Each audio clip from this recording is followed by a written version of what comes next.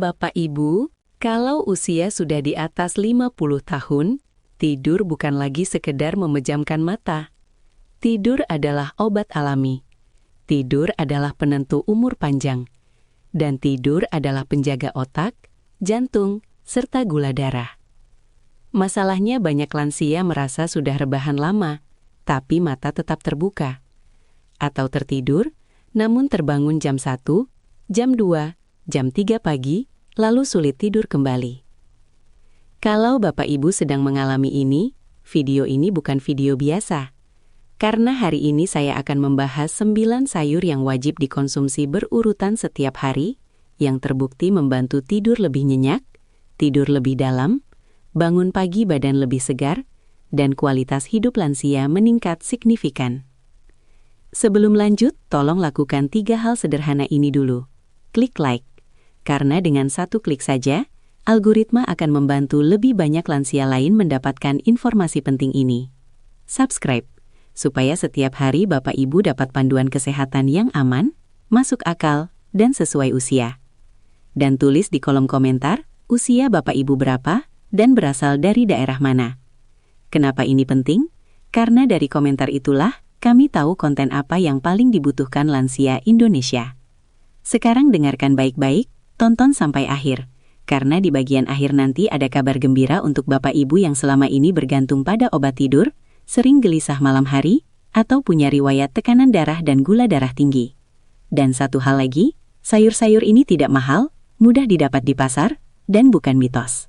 Izinkan saya sampaikan langsung dari pengalaman praktik saya.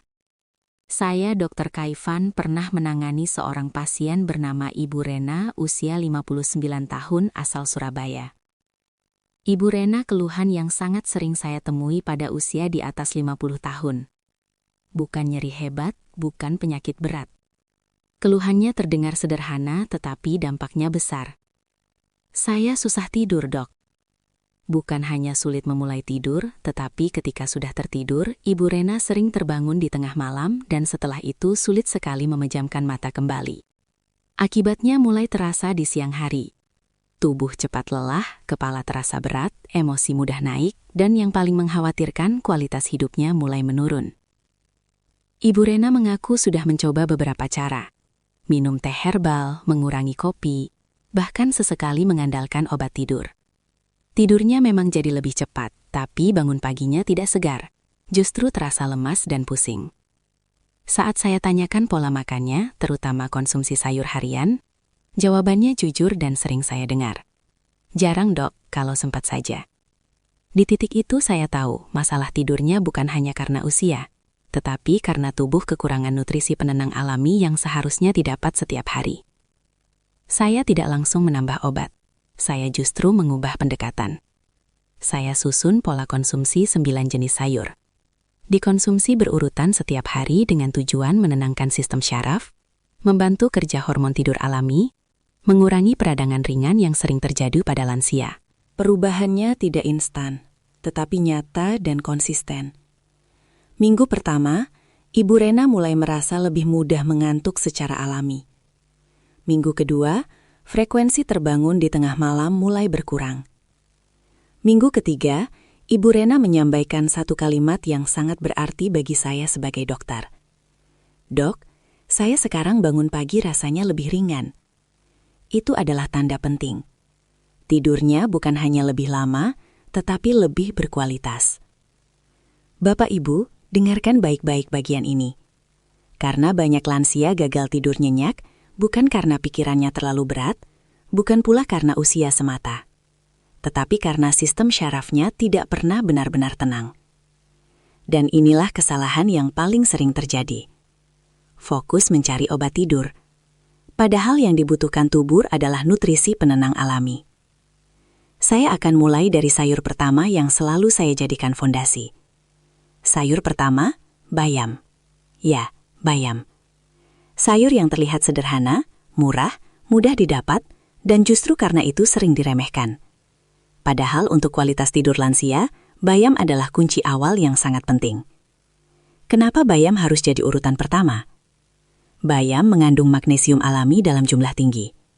Dan Bapak Ibu perlu tahu satu fakta medis penting.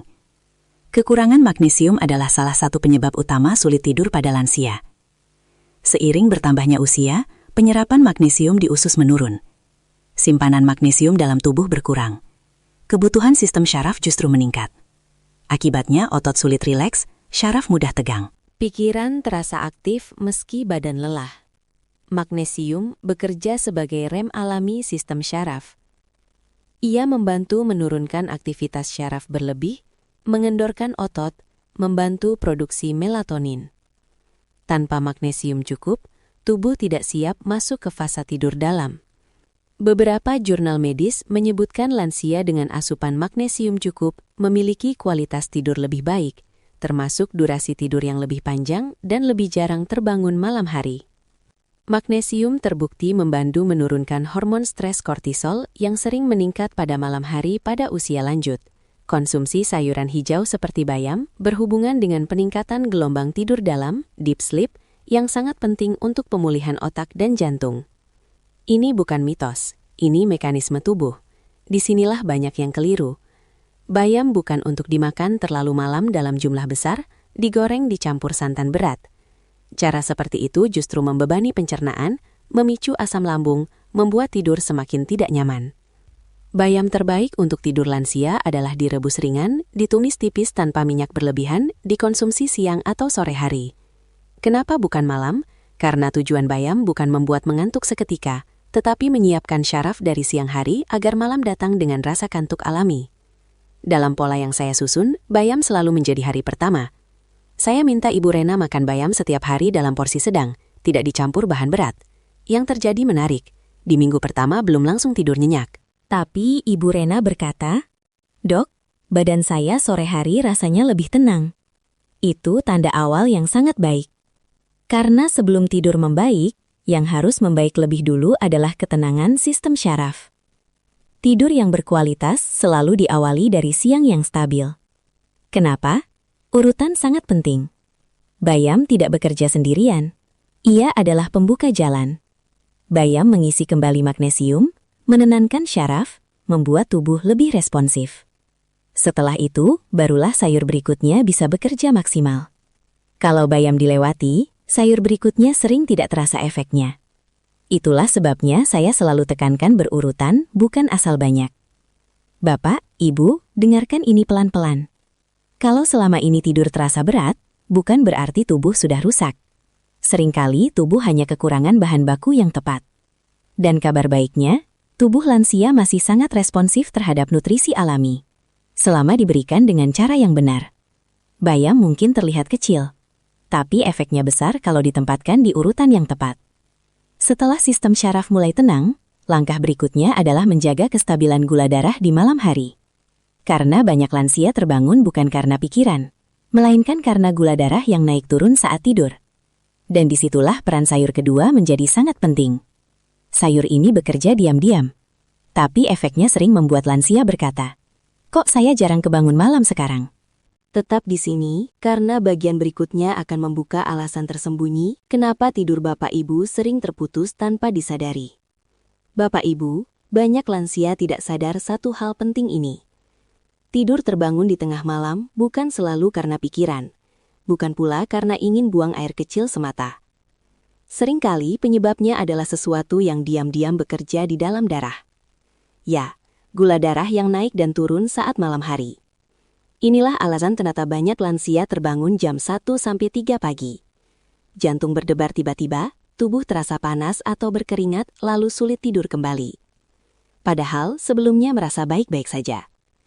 Dan disinilah sayur kedua berperan besar. Sayur kedua, buncis. Buncis sering dianggap hanya sayur pelengkap.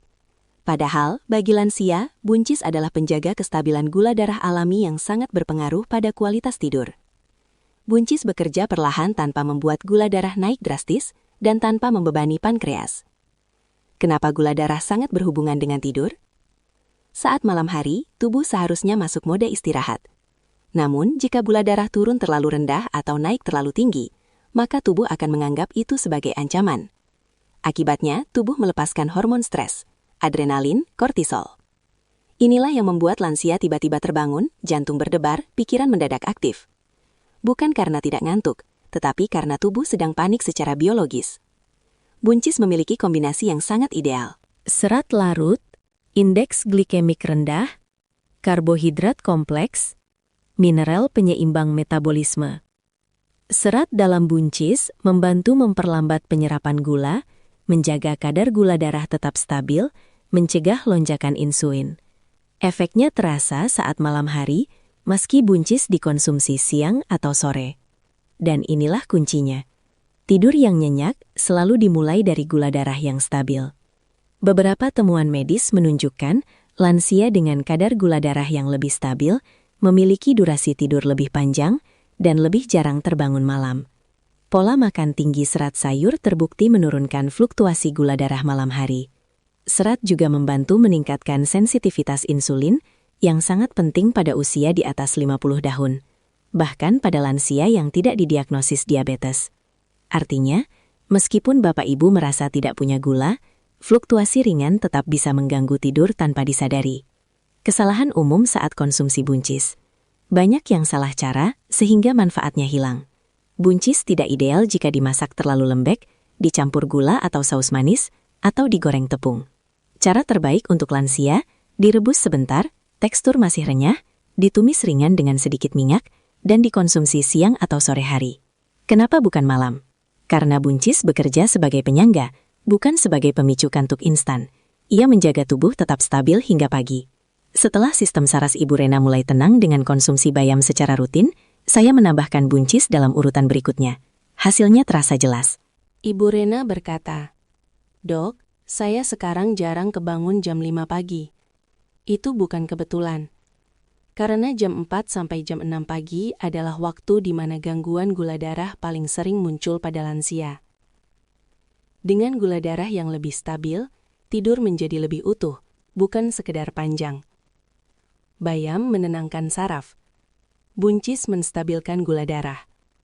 Kalau langsung buncis tanpa menenangkan saraf terlebih dahulu, hasilnya sering tidak maksimal. Urutan ini dibuat mengikuti cara tubuh bekerja, bukan asal menyebutkan sayur. Inilah yang membedakan informasi biasa dengan pendekatan yang benar-benar membantu lansia.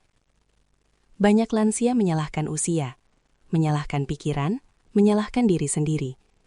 Padahal seringkali masalahnya ada pada piring makan, bukan pada umur. Dan kabar baiknya, piring makan masih bisa diubah hari ini. Setelah saraf lebih tenang dan gula darah mulai stabil, masih ada satu pengganggu tidur lansia yang sering diabaikan, yaitu peradangan ringan dalam tubuh yang membuat tidur terasa dangkal dan mudah terbangun meski sudah lelah.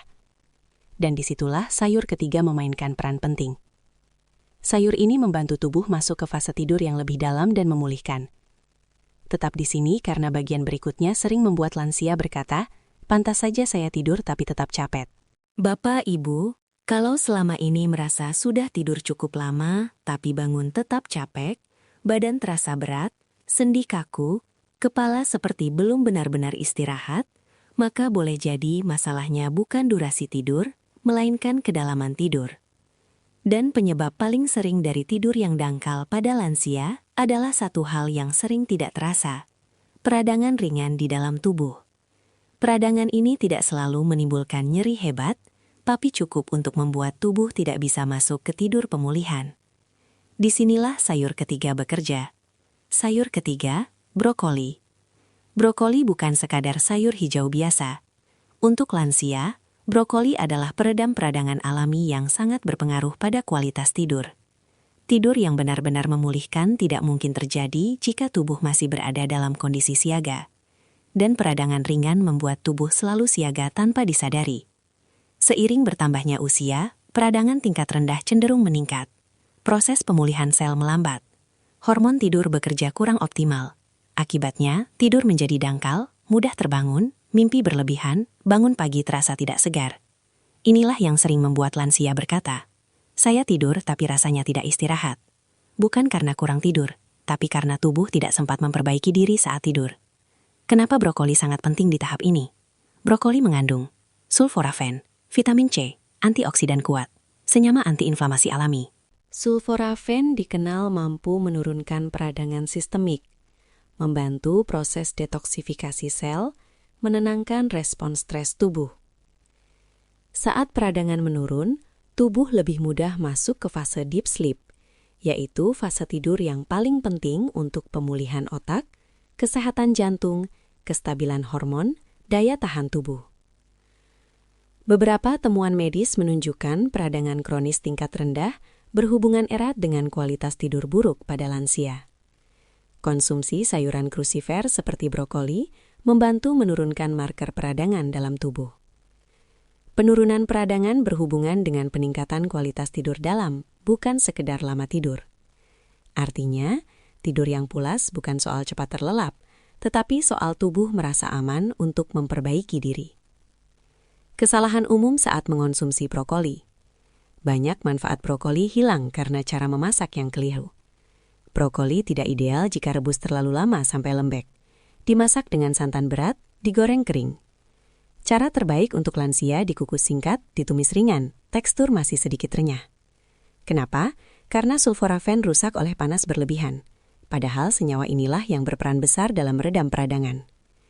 Brokoli paling baik dikonsumsi siang hari atau sore menjelang malam. Tujuannya bukan membuat mengantuk langsung, melainkan menyiapkan tubuh agar malam hari bisa masuk tidur yang lebih dalam. Ingat baik-baik, tidur berkualitas disiapkan sejak siang, bukan dipaksakan saat malam. Kembali ke perubahan yang terjadi pada Ibu Rena. Setelah sarafnya lebih tenang dan gula darahnya lebih stabil, penambahan brokoli memberikan perubahan yang berbeda. Ibu Rena berkata, "Dok, sekarang tidurnya lebih pulas. Kalau bangun malam pun bisa tidur lagi." Itu tanda khas bahwa tubuh sudah mulai masuk ke fase tidur pemulihan. Bukan sekedar tidur lama, tapi tidur yang menyembuhkan. Kalau peradangan masih tinggi, otak tetap aktif, tubuh tetap tegang, tidur tidak pernah benar-benar dalam. Bayam menenangkan saraf, buncis menstabilkan gula darah, brokoli membersihkan api kecil dalam tubuh. Tanpa brokoli, tidur sering terasa panjang tapi tidak segar. Sering mimpi, bangun dengan badan berat. Urutan ini bukan kebetulan. Ini mengikuti bahasa tubuh lansia. Bapak, Ibu jangan cepat menyimpulkan tubuh sudah lemah. Seringki tubuh hanya kelelahan, meradang, dan belum diberi nutrisi yang tepat. Dan kabar baiknya, peradangan ringan bisa diturunkan secara alami, tanpa obat keras. Setelah saraf lebih tenang, gula darah stabil, dan peradangan mulai meredah, masih ada satu faktor penting yang menentukan apakah lansia bisa terlelap lebih cepat. Faktor ini berhubungan langsung dengan produksi hormon tidur alami, dan di sanalah sayur keempat memainkan peran penting. Sayur ini sering ada di dapur, tapi manfaatnya jarang disadari. Tetap di sini, karena bagian berikutnya sering membuat lansia berkata, "Kenapa saya baru tahu ini sekarang?" Bapak, Ibu, kita sudah menenangkan saraf, kita sudah menstabilkan gula darah, kita sudah meredam peradangan. Sekarang tinggal satu hal penting, mendorong tubuh memproduksi hormon tidur secara alami. Karena tanpa hormon tidur yang cukup, rasa kantuk tidak pernah datang dengan utuh. Dan disinilah sayur keempat mengambil peran. Sayur keempat, selada. Selada sering dianggap hanya lalapan. Padahal untuk lansia, selada adalah salah satu sayur yang paling lembut dalam membantu proses tidur. Selada mengandung laktukarium, senyawa alami penenang ringan, folat, magnesium tambahan, vitamin B kompleks. Laktukarium sering disebut sebagai opiat alami versi lembut karena efeknya membantu tubuh lebih rileks tanpa membuat ketergantungan. Kenapa selada berbeda dari sayur sebelumnya? Bayam menenangkan saraf, buncis menjaga gula darah, brokoli meredam peradangan. Selada bekerja lebih spesifik membantu tubuh masuk ke fase mengantuk.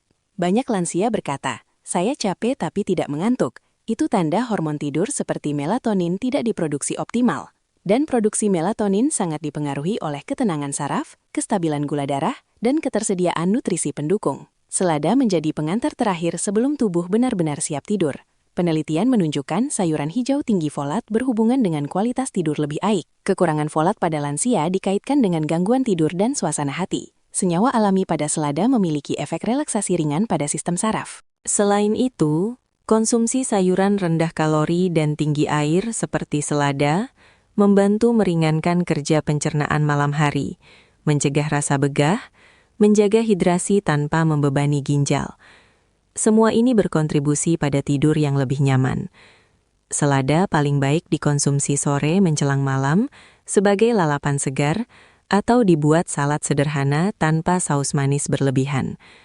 Hindari saus tinggi gula, mayones berlebihan, campuran makanan berat.